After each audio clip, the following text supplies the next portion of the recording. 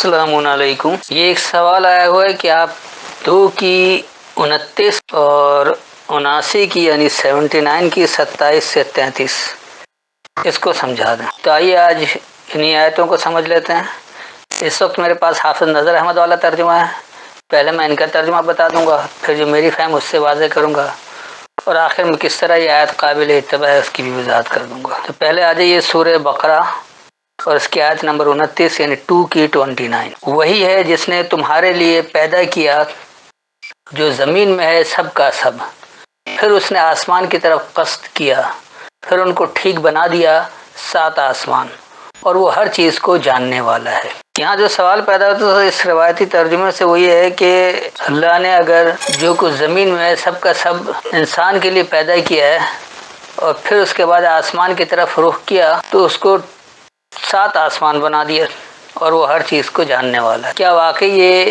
ایک آسمان 7 آسمان کچھ ہے؟ یہی پوچھا گیا۔ تو آئیے اب اس کو دیکھتے ہیں کہ یہاں بات کیا ہو رہی ہے۔ هو الذی، وہی ہے جو کہ خلق، وجود دیا ہے، لکم تمہارے لیے، ما فی الارض جمیعا، جو زمین میں ہے سب کا سب، ثم استوی، پھر برابر ہوا، الی السماء، خاص بلندی کی طرف، فسواہن، پس انہیں ٹھیک کر دیا، 7 سماوات، متعدد بلندیاں، وہوا، اور وہی، بکل شیء علیم، ہر ایک شے کو جاننے والا ہے یا ہر ایک شے کا علم رکھنے والا ہے۔ یہ تو تھا اس کا لفظی ترجمہ۔ اب رواں ترجمہ بتا دیتا ہوں اور پھر اس کی واضح بھی کر دیتا ہوں کہ کس طرح یہ آیت قابل اتباع ہے۔ تو وہی ہے جو کہ تمہارے لیے جو کچھ زمین میں ہے سب کا سب یا اکٹھے تمہارے لیے وجود دیا، تمہارے لیے پیدا کیا، پھر بلندی کی طرف برابر ہوا، پس انہیں متعدد بلندیاں ٹھیک کر دیا، اور وہی ہر ایک شے کا جاننے والا ہے۔ تو اس کی کیا حقیقت ہے؟ دراصل یہاں اللہ یہ بتا رہا ہے کہ اللہ ہی ہے جس نے زمین میں جو کچھ بھی ہے سب انسان کے لیے بنایا، سب کچھ تمہارے لیے خلق کیا ہے، یعنی تمہارے لیے وجود دیا ہے۔ زمین میں جو کچھ بھی ہے سب کا وجود انسان کے لیے ہے۔ پھر وہ بلندی کی طرف برابر ہوا، یعنی اب بلندی کیا ہے، زمین سے بلندی کی طرف کیسے جائیں گے، تو انہیں بھی ٹھیک کیا اور متعدد بلندیاں کر دیا۔ بلندی ایک نہیں ہے، متعدد ہے۔ اب انسان زمین میں تو جو کچھ ہے سب اس کے لیے ہے ہی، اس سے وہ فائدہ بھی اٹھا لیتا ہے کیونکہ زمین میں چلتا پھرتا ہے، اسے جانے کے لیے محنت نہیں کرنی پڑتی ہے۔ صرف محنت کرنی ہوتی ہے تو کہاں کیا چیز ہے اسے دریافت کر لیا جائے اور اس سے کیسے فائدہ اٹھایا جائے۔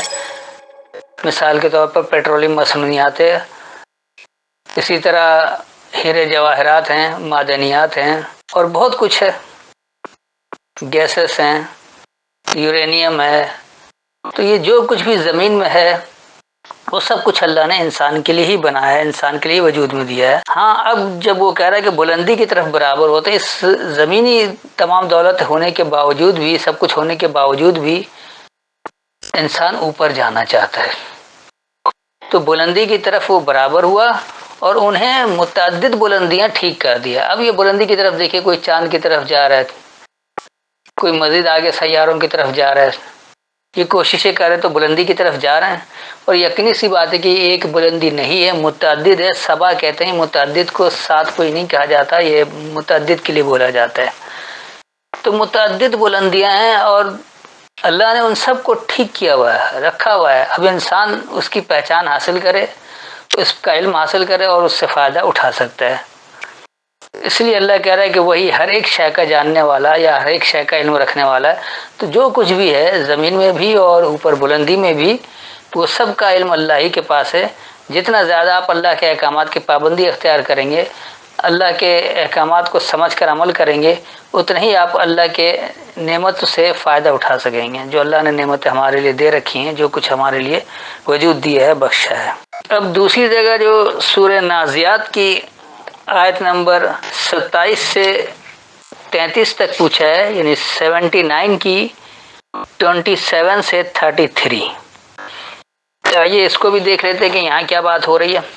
پہلے حافظ نظر احمد والا ترجمہ: کیا تمہارا بنانا زیادہ مشکل ہے یا آسمان کا اس نے اس کو بنایا، اس کی چھت کو بلند کیا، پھر اس کو درست کیا، اس کی رات کو تاریک کر دیا اور نکالی دن کی روشنی، اور اس کے بعد زمین کو بچھایا، اس سے اس کا پانی نکالا اور اس کا چارہ، اور پہاڑ کو قائم کیا تمہارے اور تمہارے چوپایوں کے فائدے کے لیے۔ یہ وہ روایتی ترجمہ۔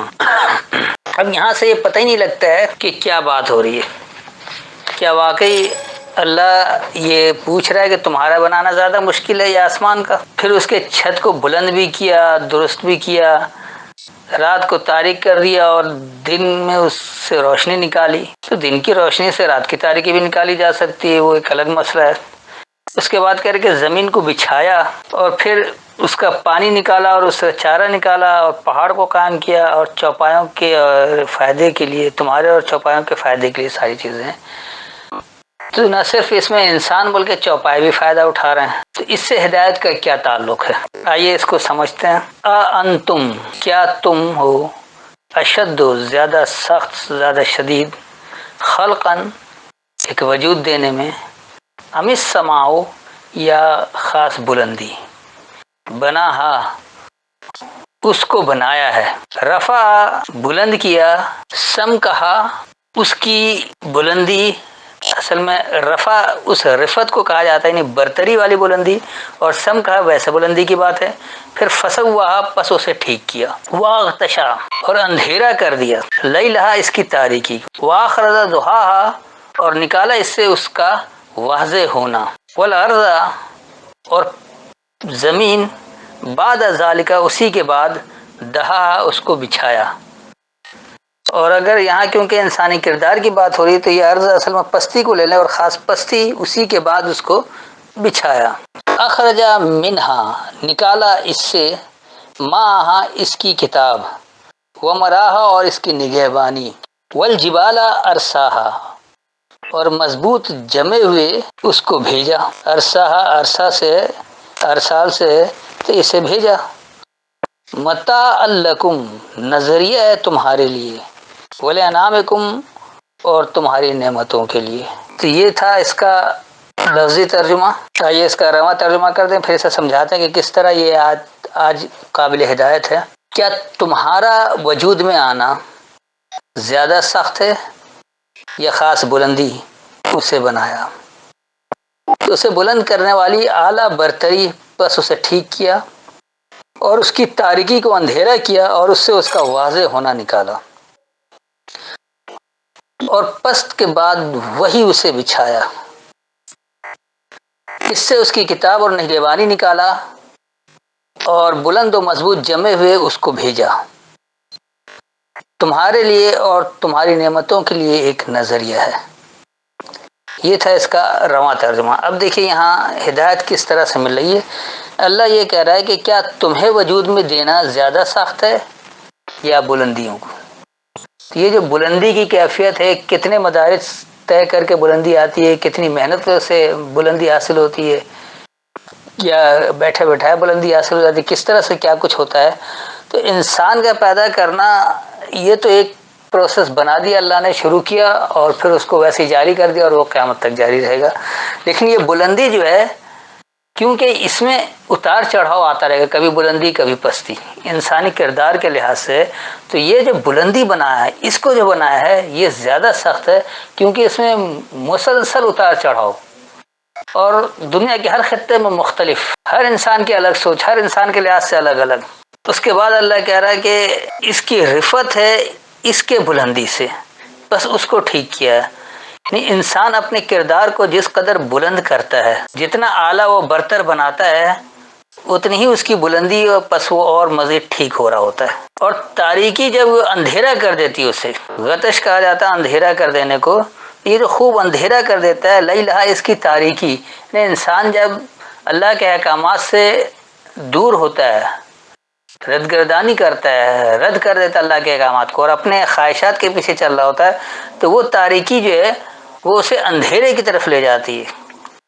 تو اس سے اللہ کہہ رہا ہے کہ پھر ہم اس کی وضاحت جاری کرتے ہیں، اس اندھیرے میں بھی اللہ اس کی وضاحت جاری کر رہا ہے۔ جیسے انسان اپنے کردار پر غور کرتا ہے، بات سمجھنے کی کوشش کرتا ہے، تو کچھ عقل و شعور بھی استعمال کر رہے، تو وہاں سے بھی اس کو روشنی ملتی ہے کہ کیسے اس تاریکی سے روشنی کی طرف نکلا جا سکتا ہے۔ اور اسی کے بعد جو خاص پست لوگ ہیں، یہ بچھے ہوئے ہوتے ہیں، جو پست ہوتے ہیں وہ ہمیشہ بچھے ہوئے ہی رہتے ہیں، کیونکہ ان کے اندر بلند ہونے کی خواہش ختم ہو جاتی ہے، دم توڑ جاتی ہے۔ آج آپ اپنے معاشرے پر غور کر لیں کہ جتنے پست لوگ ہیں وہ اس قدر پستی میں جا چکے ہیں کہ ان کی ہمت نہیں پڑتی کہ وہ بلندی کی طرف دیکھیں، اس کی طرف کچھ کریں۔ اس ظالمانہ نظام میں وڈیرے کے تحت، چودھریوں کے تحت، حکمرانوں کے تحت ہر طاقتور کے آگے جو کمزور اور پست طبقہ ہے وہ بچھا ہوا ہے اور کبھی اس سے اٹھنے کی کوشش بھی نہیں کرتا ہے۔